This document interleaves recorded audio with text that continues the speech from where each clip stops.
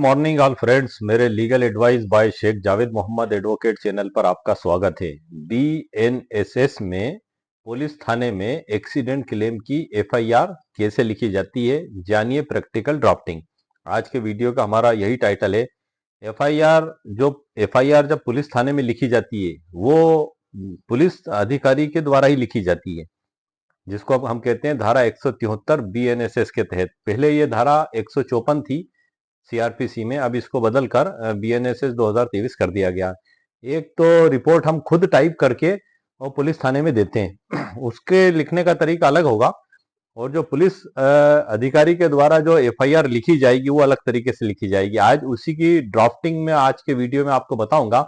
कोई बहुत लंबा चौड़ा वीडियो नहीं है, लेकिन मुख्य फोकस हमारा उसकी ड्राफ्टिंग को समझना ही है, क्योंकि विधि के छात्र, लॉ स्टूडेंट और जिन्होंने नई वकालत की प्रैक्टिस चालू की है, या वो एडवोकेट्स जो वकालत की प्रैक्टिस करना चाहते हैं, उनके लिए ये चीज भी जानना बहुत जरूरी है। क्योंकि ये जो एफआईआर होती है बीएनएसएस 173 के तहत लिखी जाती है 2023 के, ये इसमें जो घटना का विवरण रहता है उसी विवरण वही पूरी घटना पुलिस कथन में भी रहती है, और इसी घटना के आधार पर हमें क्लेम याचिका तैयार करना होती है। क्लेम याचिका जो मोटर यान अधिनियम 1988 की धारा 166 के तहत पेश की जाती है। इससे हटके हम कहीं नहीं जा सकते। जो इसमें इसमें ये माना जाएगा कि इसमें जो लिखा हुआ है वो आप ही के द्वारा बताया गया है, वही आपके पुलिस कथन में, वही आपकी क्लेम याचिका में होगा। अगर इन तीनों में डिफरेंस होगा तो इसमें कंट्रोवर्सी होगी, क्रॉस एग्जामिनेशन में उसमें विरोधाभास पैदा होगा, उसमें कहीं ना कहीं आप झूठे साबित होंगे। इसलिए हमें इसको समझना और इसकी ड्राफ्टिंग क्या होगी ये जानना बहुत जरूरी है। और ये अक्सर पुलिस अधिकारियों के द्वारा उस दशा में लिखी जाती है जैसे कि एक्सीडेंट किसी व्यक्ति का होता है और उसको हॉस्पिटल में भर्ती करा दिया जाता है, क्योंकि एक्सीडेंट अगर गंभीर प्रकृति का हुआ है, व्यक्ति को गंभीर चोटें आई हैं, तो कोई उसको ले जाकर सीधे थाने में तो लेकर कोई भी नहीं जाता है, सीधे हॉस्पिटल में ही लेके जाते हैं। तो हॉस्पिटल में जो डॉक्टर साहब हैं उनके द्वारा एमएलसी पीएमएलसी रिपोर्ट जब तैयार की जाती है तो उनके कर्मचारी के द्वारा संबंधित थाने पर वो सूचना दी जाती है। उस सूचना को थाने में रोज नामचा रजिस्टर और आजकल कंप्यूटर में होता है उसमें दर्ज किया जाता है, और जो संबंधित इन्वेस्टिगेशन ऑफिसर होता है उसको सूचना दी जाती है, और फिर वो हॉस्पिटल जाकर उसके कथन लेखबद्ध करते हैं। यदि वो इस हालत में नहीं है, बयान देने की हालत में नहीं है वो, तो डॉक्टर साहब उनको बताते हैं, तो उनके परिचित या रिश्तेदार होते हैं, उनके कथन लेखबद्ध कर लिए जाते हैं, फिर उनके बाद में लेखबद्ध किए जाते हैं जब वो स्वस्थ अवस्था में आ जाते हैं। तो इस प्रकार से ये प्रथम सूचना रिपोर्ट इसी बेसिक आधार पर लिखी जाती है। अब जब वो लेकर आते हैं उसके बाद फिर वो पूरा बेसिक ग्राउंड यही उसमें लिखते हैं। आज इसमें प्रैक्टिकल एफआईआर में आपको आपके लिए लेकर आया हूं। मेरे खुद के पास एक प्रकरण है इसी संबंध में, उसी को मैंने बेसिक प्रैक्टिकल आधार रखा। उसमें नाम और पते मैंने हटा दिए हैं, काल्पनिक नाम और पते लिखे हैं, लेकिन पूरी घटना वर्ड टू वर्ड वही लिखी है जो पुलिस थाने में पुलिस अधिकारियों के द्वारा लिखी जाती है।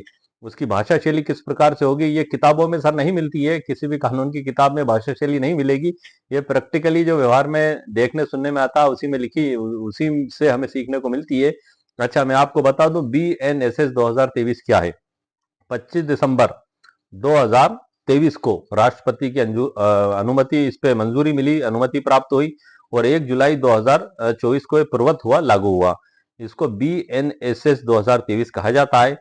पहले दंड प्रक्रिया संहिता 1873 के नाम से इसको जाना जाता था। उसमें धारा 154 में एफआईआर दर्ज होती थी। ये प्रोसीजर बताई गई है इसमें फौजदारी केसों की, कि जैसे लड़ाई झगड़ा, मारपीट, एक्सीडेंट, यदि ये कोई अपराध हो गया है आप और उसमें एफआईआर दर्ज कर ली गई है, अब एफआईआर दर्ज होने के बाद कोर्ट में चालान पेश किया जाता है, तो उसमें प्रोसीजर क्या अपनाई जाएगी वो सारी प्रोसीजर बीएनएसएस 2023 के अंदर दी गई है। जैसे कि दीवानी मामलों में, जमीन जायदाद मकान के मामलों में सिविल प्रक्रिया संहिता 1908 है, मतलब प्रोसीजर सीपीसी में दी गई है। एफआईआर दर्ज हो गई, इसमें धाराएं दी गई हैं कि यदि किसी ने इस प्रकार से अपराध किया तो उस पर यह धारा लगेगी और उसमें यह दंड का प्रावधान है। ये बीएनएस 2023 में दिया गया, तो इन धाराओं के तहत अपराध दर्ज हो गया। साथ में मोटर व्हीकल एक्ट का कोई उल्लंघन हुआ है 1988 का, तो उसकी भी धारा उसमें दर्ज कर ली जाती है।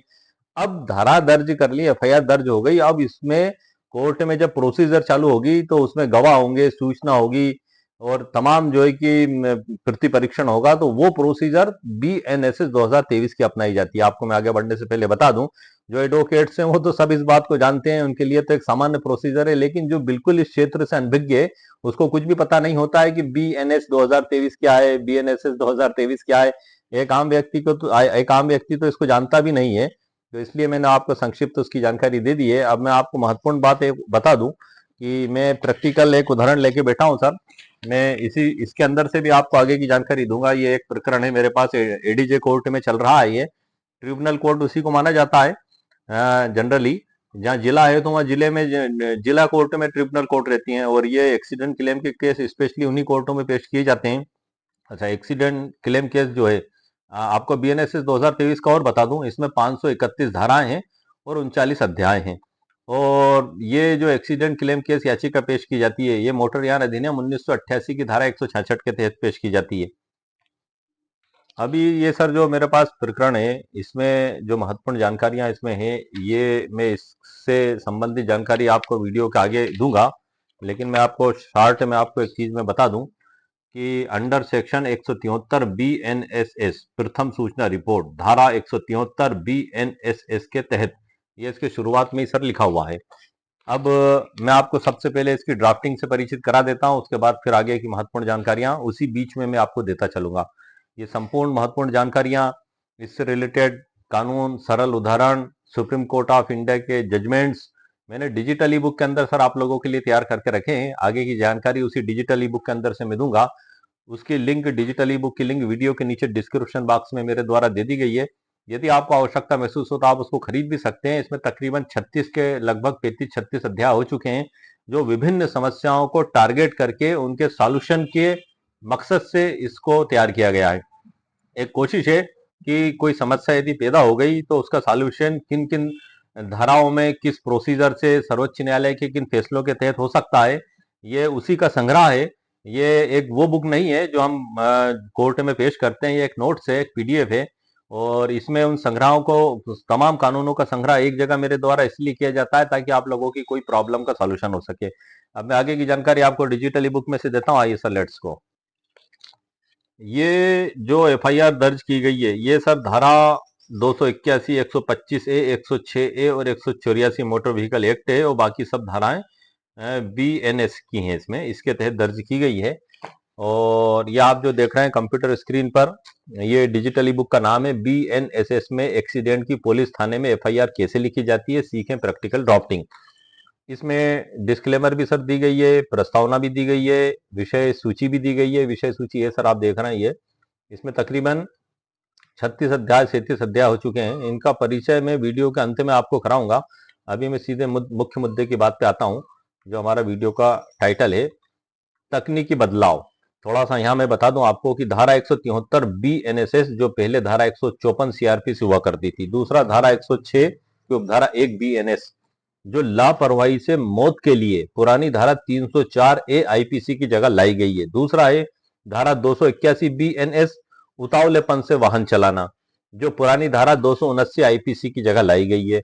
चौथा है धारा 125 बीएनएस, कार्य जिसमें दूसरे का जीवन या व्यक्तिगत क्षेम संकटापन्न हो, जो पुरानी धारा 336, 337, 338 आईपीसी की जगह लाई गई है। ये धाराएं मैंने आपको इसलिए प्रारंभ में बता दी क्योंकि अधिकांश लोगों को यही धाराएं दिमाग में रहती हैं, लेकिन अब उनकी जगह ये नई धाराएं आ गई हैं और एफआईआर में इन्हीं धाराओं के तहत अपराध भी दर्ज किया गया है। तो आपको ये पता लग सके कि ये पुरानी धाराएं क्या थी और नई धाराएं क्या हैं। अब हम एफआईआर की ओर चलते हैं। इसमें मैं आपको बता दूं सर कि इस एफआईआर देहाती नालसी में नए कानून भारतीय न्याय संहिता बीएनएस 2023 और मोटर वाहन अधिनियम 1988 की धाराएं लगाई गई हैं। नए कानूनों के तहत इन धाराओं का विस्तृत विधिक विवरण और उनका महत्व नीचे दिया गया है। अब थोड़ा सा मैं आपको बता दूं कि सर एफआईआर में दर्ज धाराओं के कुछ उससे रिलेटेड जानकारी दे दूं, क्योंकि इसके बाद सीधे हम एफआईआर पर ही आएंगे। धारा 281 बीएनएस, दो उतावलेपन या लापरवाही से वाहन चलाना। क्या है यह धारा? जब कोई व्यक्ति सार्वजनिक मार्ग पर किसी वाहन को इतने उतावलेपन और लापरवाही से चलाता है जिससे मानव जीवन संकट में पड़ जाए या किसी को चोट पहुंचने की संभावना हो, तब धारा 281 लगाई जाती है। हम किताबों में पढ़ लेते हैं, पूरी हमने किताब पढ़ ली, बीएनएस 2023 पढ़ ली, बीएनएसएस 2023 पढ़ ली, लेकिन ये कॉम्बिनेशन हम कभी नहीं समझ पाते कि यदि कोई दुर्घटना हुई है तो कौन कौन सी धारा उसमें लगाई जाएंगी। ये हम प्रैक्टिकल ज्ञान, जब हम वकालत की प्रैक्टिस करते हैं तभी हम ये समझ पाते हैं कि हाँ, मारपीट और झगड़े में ये धाराएं लगाई गई। धीरे धीरे हम ये समझ जाते हैं, क्योंकि बुक में सिर्फ धाराएं इस प्रकार से लिखी गई हैं और उनमें दंड के प्रावधान बताए गए हैं। लेकिन ये नहीं बताया गया है कि किस परिस्थिति में कौन सी लागू होगी। ये तो स्वयं डिसाइड हालात और घटना के हिसाब से होता है कि कौन सी धारा वहां पर लगेगी। अब ये जो हालात और घटना है, इससे आपको बहुत कुछ सीखने को मिलेगा कि कौन सी हालात थे कि ये धाराएं लगाई गई। अब इसमें जो है कि पुराने कानून में 279 थी, ये महत्व या एक्सीडेंट केस की बुनियादी धारा है जो ड्राइवर के उतावलेपन को स्थापित करती है। पहले 279, 337, 338 जनरली यही धाराओं में अपराध दर्ज होते थे। 338 में फ्रैक्चर हो गया, 279 में उतावलेपन से वाहन चलाना, अब वो चेंजेस होकर ये धारा लग जाती है इसमें। सब धारा 125 को देख लेते हैं। कार्य जिससे दूसरे का जीवन या व्यक्तिगत क्षेम संकटापन्न हो। क्या है यह धारा? जब किसी व्यक्ति का उतावलेपन या लापरवाही पूर्ण कृत्य के कारण किसी अन्य व्यक्ति को गंभीर चोट पहुंचती है, जिससे उसका जीवन संकट में पड़ जाए या शरीर का कोई अंग स्थायी रूप से क्षतिग्रस्त हो जाए, जैसे कि इस मामले में शिव नारायण जी के पैर और शरीर में गंभीर चोटें आई थी। इसका जो पुराना कानून है, धारा 338 आईपीसी की जगह लाई गई है। इसमें नंबर 1 उपपत्ति में सजा। साधारण अगर उपपत्ति है, साधारण उपपत्ति करने पर दोनों में से किसी भांति के कारावास से जिसकी अवधि 6 मास तक की हो सकेगी, यह जुर्माने से 5,000 तक का हो सकेगा, ये दोनों से दंडित किया जाएगा। ये साधारण उपपत्ति में। गंभीर उपपत्ति में दोनों में से किसी भांति के कारावास से जो 3 वर्ष तक का हो सकेगा, यह जुर्माने से जो 10,000 रुपए तक का हो सकेगा, ये दोनों से दंडित किया जाएगा। ये इसका महत्व भी इसमें लिखा हुआ है। धारा 106 की उपधारा 1 बीएनएस, लापरवाही से मौत का कारण बनना, ये इसमें बताया गया। जब कोई व्यक्ति बिना किसी आपराधिक मंशा के केवल अपने उतावलेपन या लापरवाही से वाहन चलाकर किसी की मृत्यु का कारण बनता है, जैसे इस मामले में इलाज के दौरान देवदास की मृत्यु हो गई थी। ये काल्पनिक नाम इस्तेमाल किए सर इसमें समझाने के लिए। ये जो नाम मैं ले रहा हूं, यही नाम एफआईआर के अंदर भी मैंने काल्पनिक तौर से आपको समझाने के लिए लिखे हैं। सजा का प्रावधान है कि अब ये 5 साल तक के कारावास और जुर्माने का इसमें प्रावधान कर दिया गया है नए कानून के तहत। और मृतक के आश्रितों को ट्रिब्यूनल कोर्ट से अधिकतम मुआवजा दिलाने और ड्राइवर के खिलाफ आपराधिक दायित्व तय करने के लिए सबसे मुख्य धारा है। अब 184 भी इसमें लगाई गई है सर एफआईआर में। 184 जो है खतरनाक तरीके से वाहन चलाना होता है। यह धारा मोटर व्हीकल एक्ट के तहत आती है जब कोई व्यक्ति निर्धारित गति सीमा से बहुत अधिक तेज गति का जो महत्व है, पुलिस चार्जशीट में इस धारा का होना क्लेम केस के दौरान कोर्ट में यह साबित करने के लिए एक अकाट्य साक्ष्य बनता है कि ड्राइवर वाहन चलाने के बुनियादी विधिक नियमों का उल्लंघन कर रहा है। अब इसमें नए वकीलों और छात्रों के लिए एक व्यवहारिक नोट भी मैंने इसमें लगाया है। इस प्रकरण में पुलिस ने धारा 106 की उपधारा 2 बीएनएस हिट एंड रन, जिसमें 10 साल की सजा और भागने के प्रावधान के बारे में बताया गया है, इसमें नहीं लगाई गई है क्योंकि वो कंडीशंस इसमें लागू नहीं होती हैं, बल्कि धारा 106 की उपधारा 1 बीएनएस लगाई गई है। इसका व्यवहारिक जो कारण है, कंटेनर जो भी उसका नंबर हो और दुर्घटना के बाद घायलों को अस्पताल पहुंचाने व तफ्तीश में ड्राइवर आब्लिक वाहन की पहचान स्थापित हो चुकी थी। अब ये वो ड्राफ्टिंग जो आप देख रहे हैं सर कंप्यूटर स्क्रीन पर डिजिटल ई बुक के अंदर, ये वही ड्राफ्टिंग है जो मैंने मेरे खुद के प्रकरण में से आपको सिखाने के उद्देश्य से, मकसद से वर्ड टू वर्ड मैंने सब तैयार की है। इसमें काल्पनिक नाम और पते लिख दिए गए हैं और आने वाले वीडियो में इसका क्रॉस परीक्षण ये सभी भी मैं आपके लिए वीडियो लेकर आऊंगा, लेकिन अभी मैं आपको सिर्फ एफआईआर से परिचित करा रहा हूं। सबसे ऊपर लिखा जाता है प्रथम सूचना रिपोर्ट धारा 173 बीएनएसएस के तहत में थाने का नाम, जगह मैंने इसमें छोड़ दी है। उप निरीक्षक के पद पर पदस्थ हूं। अच्छा, ये आपके द्वारा लिख कर जो दी गई है वो वाली एफआईआर नहीं है, ये उसके आधार पर दर्ज की गई नहीं है। ये पुलिस को जो हॉस्पिटल से सूचना मिली है उसके आधार पर ये एफआईआर दर्ज की गई है। आगे आएगा इसके अंदर। मैं थाना डेट जो भी थाने का नाम है उप निरीक्षक के पद पर पदस्थ हूं। आज दिनांक 9 फरवरी 2026 को दिवस अधिकारी ड्यूटी के दौरान सिविल अस्पताल जो भी नाम हो की सूचना मिलने पर रोज नामचा क्रमांक 00 जो भी है दिनांक पर दर्ज सूचना की तस्दीक हेतु अस्पताल पहुंचा। अस्पताल का नाम की जगह मैंने खाली छोड़ दी, उस अस्पताल पे ही पहुंचे।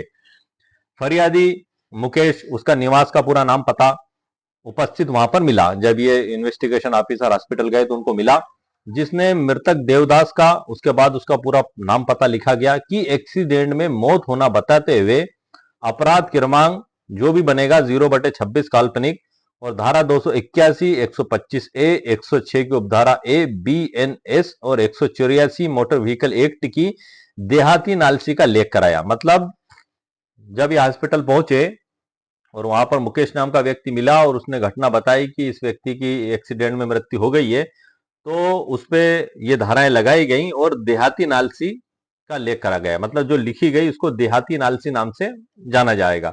ये एक शब्द है जो अक्सर पुलिस थानों में इस्तेमाल किए जाते हैं। देहाती नालसी लिख ली गई, उसके आगे देहाती नालसी हस्ब जेल है। मतलब उसका उल्लेख इस प्रकार से है, इसको मैंने लाल कलर से हाईलाइट भी कर दिया इसमें।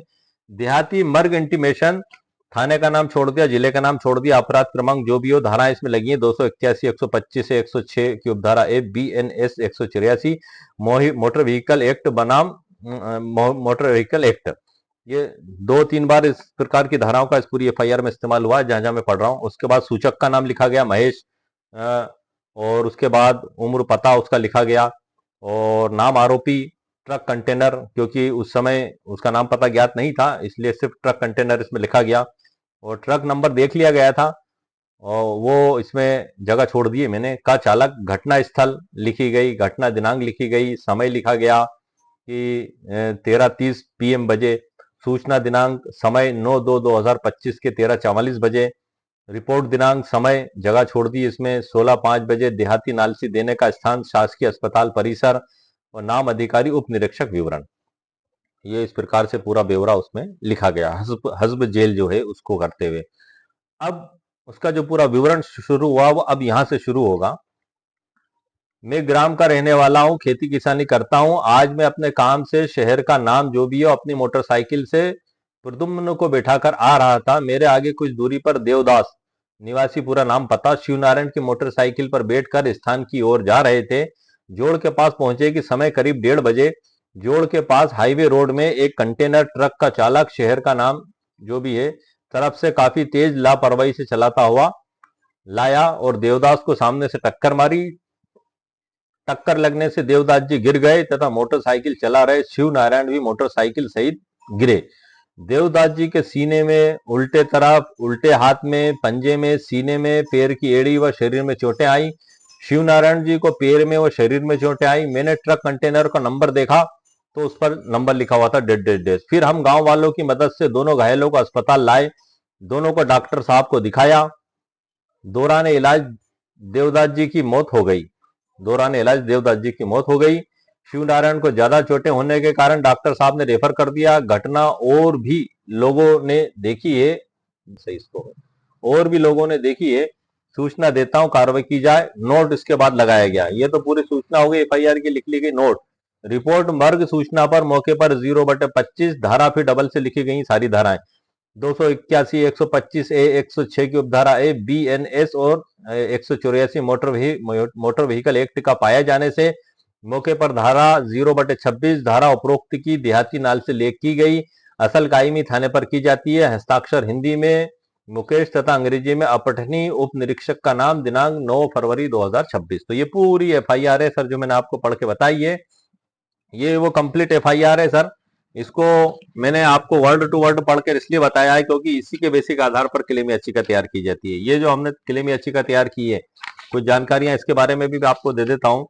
इसमें सर फिर वाद विषय बनाए गए भाई। इसमें जब मुकदमा दर्ज किया गया तो मुकदमा दर्ज किया गया MACC में दर्ज किया गया, और जो भी प्रकरण क्रमांक इसमें दिया गया, मुकदमा दर्ज करने के बाद नोटिस जारी किए जाते हैं। अब नोटिस जो जारी किए गए तो नोटिस का भी मैं आपको बता दूं कि ये नोटिस जो जारी किए गए तो हेतुक दर्शित करने के लिए सूचना साधारण प्रारूप में दी गई है, और इसमें ऊपर जज साहब का नाम लिखा हुआ है, पार्टियों के नाम लिखे हुए हैं, पेशी दिनांक लिखी हुई है, प्रोसेस ID साइड में लिखी जाती है जो न्यायालय की तरफ से जारी की जाती है, और प्रति में उसका नाम लिखा जाता है जिसको दी जाती है। और इस नोटिस में जो लिखा जाता है, अक्सर लोग इसको देखकर भी परेशान हो जाते हैं, लेकिन आप घबराएं नहीं, मैं बता दूं इसमें जो लिखा जाता है कि आवेदक का नाम, न्यायालय में धारा 166 के तहत आवेदन प्रस्तुत किया है, अतः आपको चेतावनी दी जाती है कि आप इस आवेदन के विरुद्ध हेतुक दर्शित करने के लिए दिनांक जो भी हो को दिन में 11 बजे स्वयं या अपने प्लीडर द्वारा जिसे सम्यक रूप से अनुदेश दिया गया हो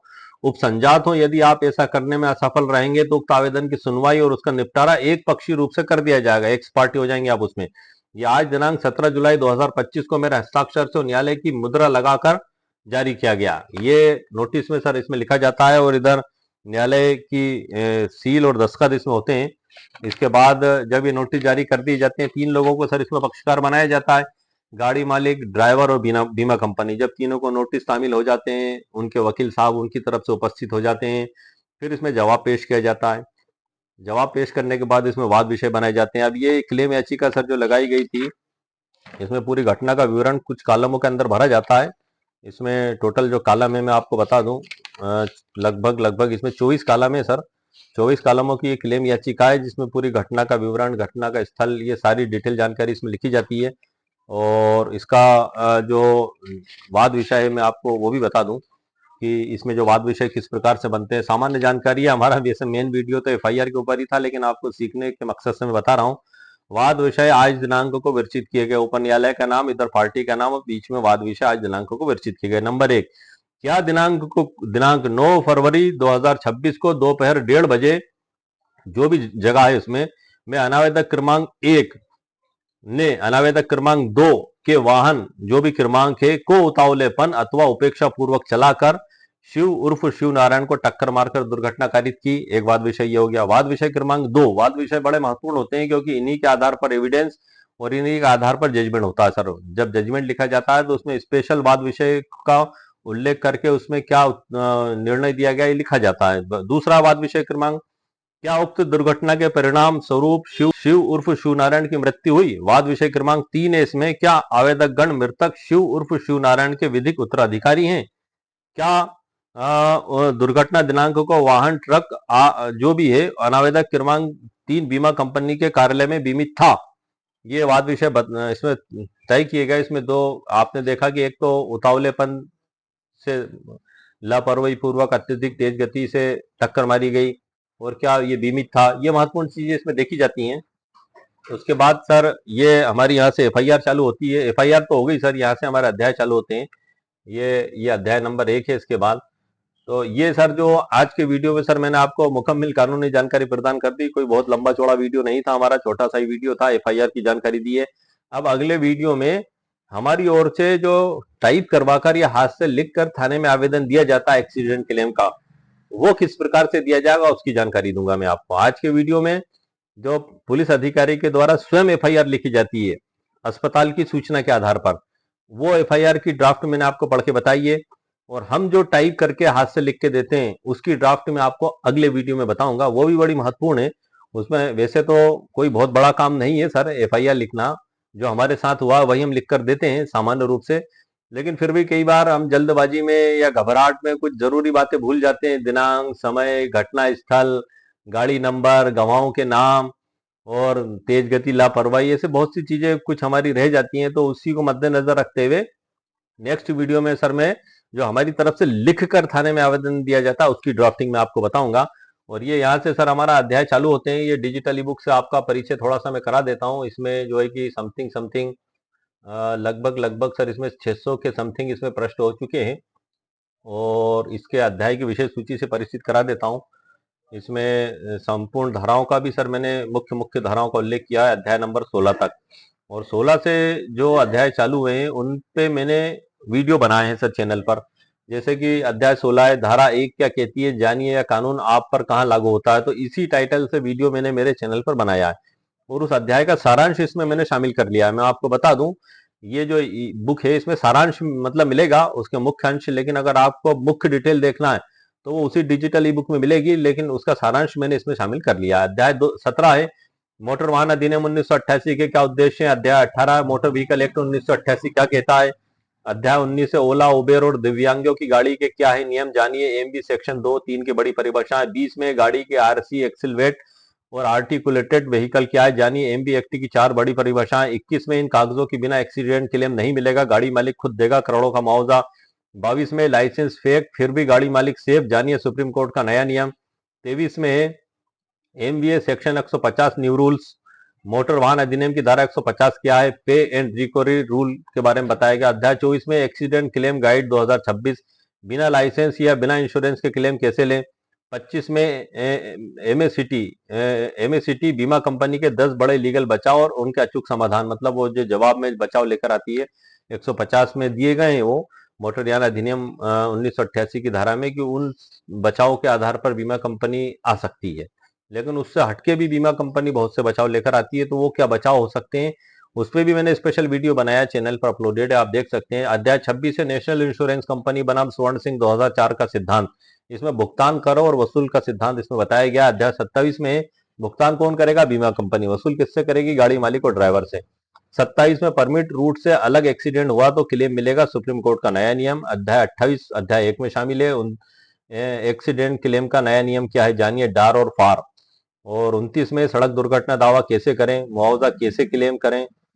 30वें अध्याय में एक्सीडेंट क्लेम केस कहां फाइल करें जानिए, धारा 166(2). इसमें जुरिडिक्शन बताया गया, धारा 166(2) मोटर यान अधिनियम 1988 में। 31 में बगैर रजिस्ट्रेशन की गाड़ी चलाने पर कब अपराध नहीं होगा। 32 में बिना रजिस्ट्रेशन गाड़ी की सजा पर अपील कैसे करें। अध्याय 33 में बाइक पर 3 सवारी या गलत सीट तो कितना चालान होगा, धारा 128, 177, 194(c). 34वां अध्याय बाइक पर 3 या 4 सवारी होने पर भी मिलेगा पूरा क्लेम। 35 में एमएससीटी कोर्ट में मुख्य परीक्षण कैसे कराएं, 4 सवारी होने पर भी जीतेंगे केस, ये अभी 3 दिन पहले अपलोड किया है। 36 में कोर्ट में बीमा कंपनी की जिरा कैसे फेल करें। मतलब बीमा कंपनी का मुख्य मकसद यही रहता है कि जो दुर्घटना में आहत हुआ है उसी की गलती है या ड्राइवर और चालक की गलती है, और इसके लिए वो लाइबल नहीं है कि वो भुगतान करें, और बीमा कंपनी को हटाकर गाड़ी मालिक और ड्राइवर से वसूली की जाए, इसका पूरा प्रयास यह रहता है। गाड़ी मालिक और ड्राइवर का भी यही कोशिश रहती है कि बीमा कंपनी भुगतान करे या क्लेम याचिका खारिज कर दी जाए। इस प्रकार से उनके द्वारा जिरा और प्रति परीक्षण किए जाते हैं। अध्याय 36 में एमएससीटी कोर्ट में बीमा कंपनी की जिरा कैसे फेल करें। 37 में एक्सीडेंट क्लेम कार ड्राइवर मालिक की क्रॉस एग्जामिनेशन कैसे फेल करें, बाइक दुर्घटना के 50 प्रश्न है। इसमें मैंने ड्राइवर और मालिक की तरफ से क्लेम याचिका को खारिज करने के लिए क्या सवालात पूछे जा सकते हैं, वो 50 संभावित सवाल तैयार करके उनके ऊपर भी कल ही एक वीडियो अपलोड किया है। और आज ये वीडियो हमारा मुख्यतः एफआईआर से संबंधित है। तो ये संपूर्ण जानकारियां सर इसमें दी गई हैं, और ये डिजिटल ई बुक है, पीडीएफ है, इसको आप नोट से समझ लें। ये एजुकेशन पर्पस के लिए मेरे द्वारा बना दिया जाता है, अधिकतर लोगों के द्वारा मुझसे कहा जाता है तो। और इसके अंदर जो सुप्रीम कोर्ट के जजमेंट्स दिए गए हैं उसकी ओरिजिनल बुक ही ले जाकर उसकी फोटोकॉपी कराकर आपको पेश करना होगी। ये आपकी गाइडलाइन के लिए नोट्स, ताकि आपको एक अंधेरे से उजाले की ओर ले जाने का मेरा प्रयास है, एक एजुकेशन पर्पज से मेरे द्वारा बनाया जाता है। मात्र 299 रुपए इसकी कीमत मेरे द्वारा रखी गई है। इसकी लिंक वीडियो के नीचे डिस्क्रिप्शन बॉक्स में दे दी गई है। यदि आपको आवश्यकता महसूस होता है वहां जाकर खरीद सकते हैं। आपको खरीदने की प्रोसेस वहां दिख जाएगी। 2 लिंक वहां मिलेंगी, एक वेबसाइट की और एक गूगल ई बुक पार्टनर की है।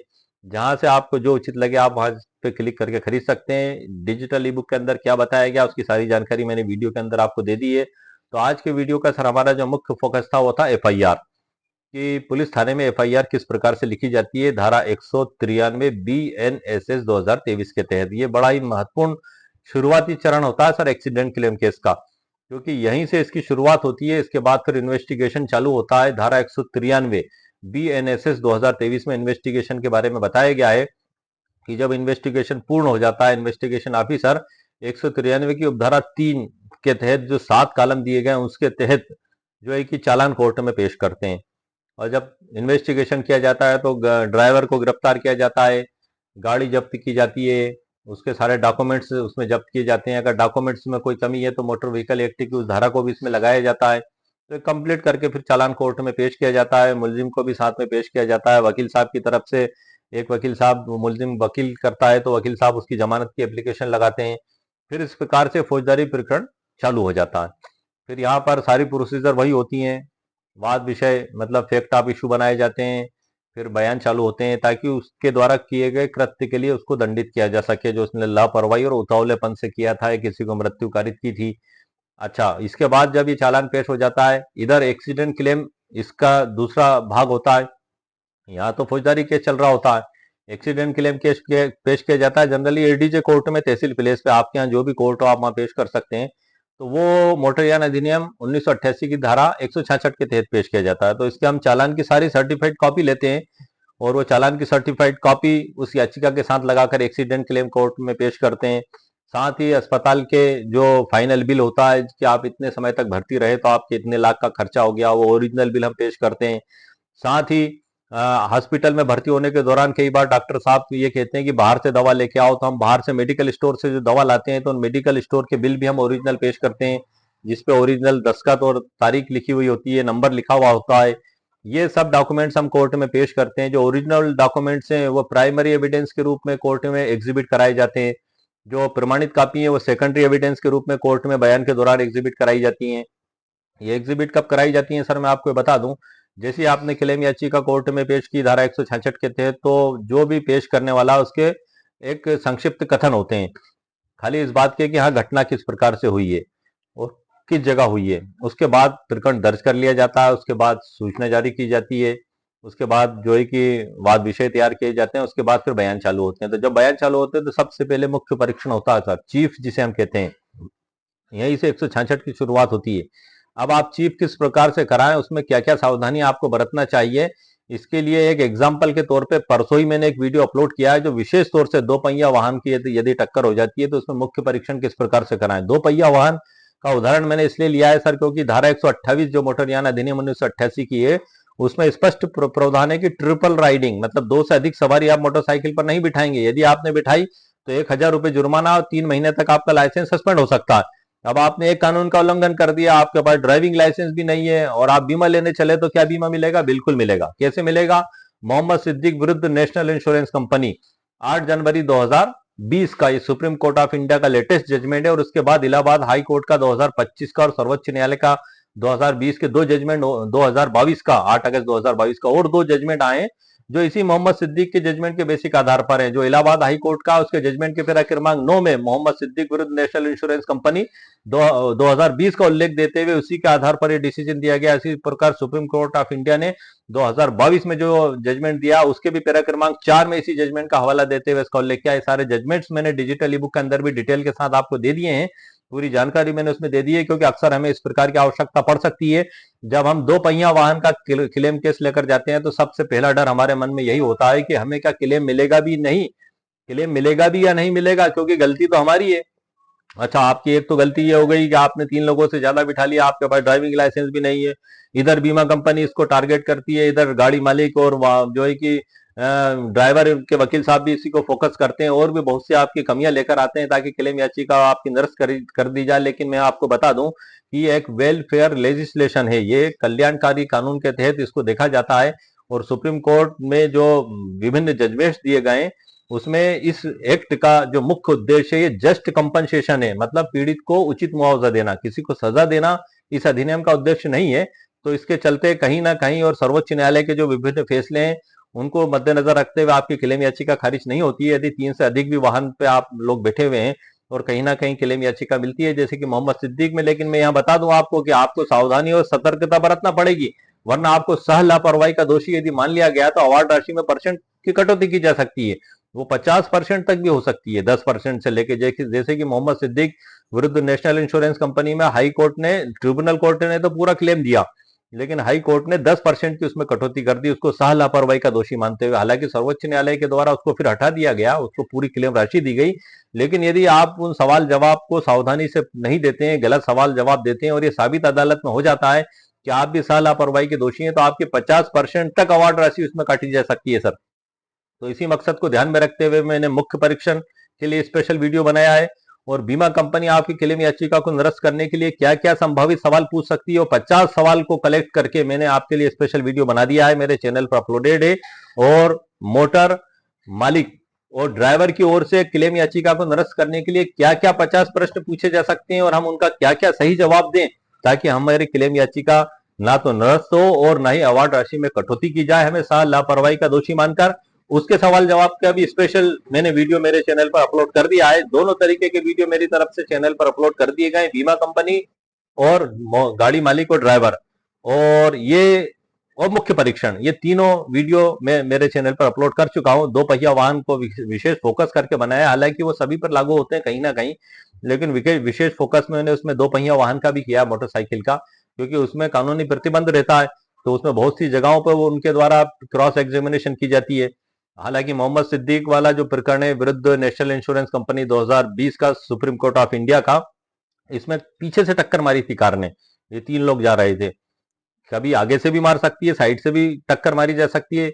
लेकिन टोटल मिलाकर हमारे क्लेम याचिका को साबित करने का हमारा मुख्य फोकस यही रहता है कि सामने वाली जो वाहन है उसने अत्यधिक तेज गति से और लापरवाही पूर्वक गाड़ी चलाकर हमें टक्कर मारी है, जिससे दुर्घटना हुई है। हम हमारी दिशा में सही गति से 30-40 की स्पीड में हम लेफ्ट साइड में जा रहे थे, लेकिन इसने लेन से हटकर रॉन्ग साइड आकर हमें टक्कर मारी है। हमें शुरू से आखिर तक इसी पे फोकस रखना है।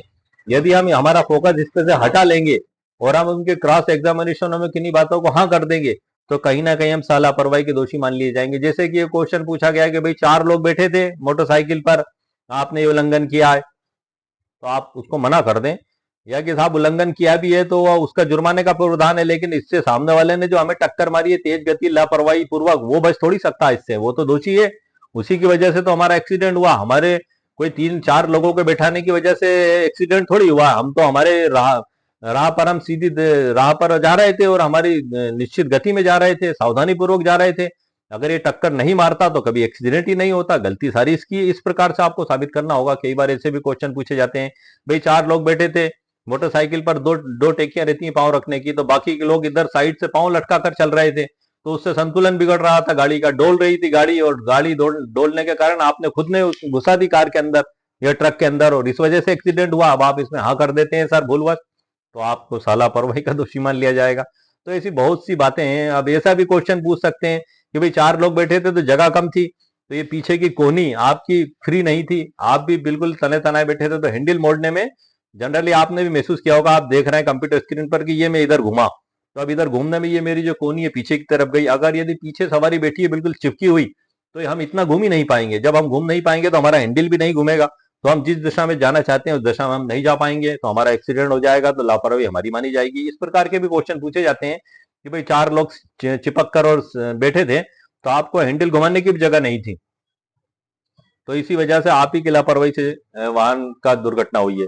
या आप लेफ्ट साइड झुके हुए थे और आप जब वाहन से गिरे तो लेफ्ट साइड की ओर ही गिरे आप वाहन से, तो ये दर्शाने का उद्देश्य है कि आप रॉन्ग साइड चल रहे थे। उसमें ये होगा कि नहीं सर हम जो है कि लेफ्ट साइड थे, उनका मकसद थे कि राइट साइड थे आप, और राइट साइड गिरे मतलब आप गलत वाहन चला रहे थे। हमारा ये कहना होगा कि हम लेफ्ट साइड थे और जब हम गिरे तो कच्ची और पक्की सड़क पर गिरे थे सर हम, और ये हम चाहे एक भी व्यक्ति होता तब भी एक्सीडेंट इसके द्वारा किया गया, इसी की लापरवाही से, और यही इसका जिम्मेदार है, और हमें उचित मुआवजा राशि इसमें दिलाई जाए। इन बातों का आपको ध्यान रखना है। मैंने विभिन्न वीडियो में बातें भी बताई हैं। वर्तमान में मोटर व्हीकल एक्ट का ही सर टॉपिक चल रहा है, उसी पे मैं वीडियो बना रहा हूँ। और आज के वीडियो में सिर्फ मुख्य फोकस मैंने एफआईआर पे इसलिए किया है क्योंकि अब मैं जो आगे के वीडियो बनाऊंगा तो इसके ऊपर, अभी तक तो मैंने क्लेम दिलाने के मकसद से ही वीडियो बनाए सर, लेकिन ये जो प्रकरण है इसमें मैं कुछ गाड़ी मालिक और ड्राइवर की ओर से क्या क्रॉस एग्जामिनेशन की जाएगी, ये ट्रक का मामला है, तो उसमें किस प्रकार से प्रश्न पूछे जाएंगे उसके आधार पर मैं नेक्स्ट वीडियो लाऊंगा। और वर्तमान में इसके बाद सर BNSS की 173 की उपधारा 3 के ऊपर भी मैं वीडियो लेकर आऊंगा, क्योंकि अभी एक नई याचिका मैंने अभी कोर्ट में पेश की है कि कभी कभी एफआईआर में जैसे 5 लोगों के नाम दर्ज किए हैं और पुलिस अधिकारी के द्वारा इन्वेस्टिगेशन के दौरान एफिडेविट के आधार पर 3 लोगों के नाम हटा दिए गए, 2 लोगों के खिलाफ एफआईआर पेश कर दी गई, तब भी हम 175 की उपधारा 3 का इस्तेमाल कर सकते हैं।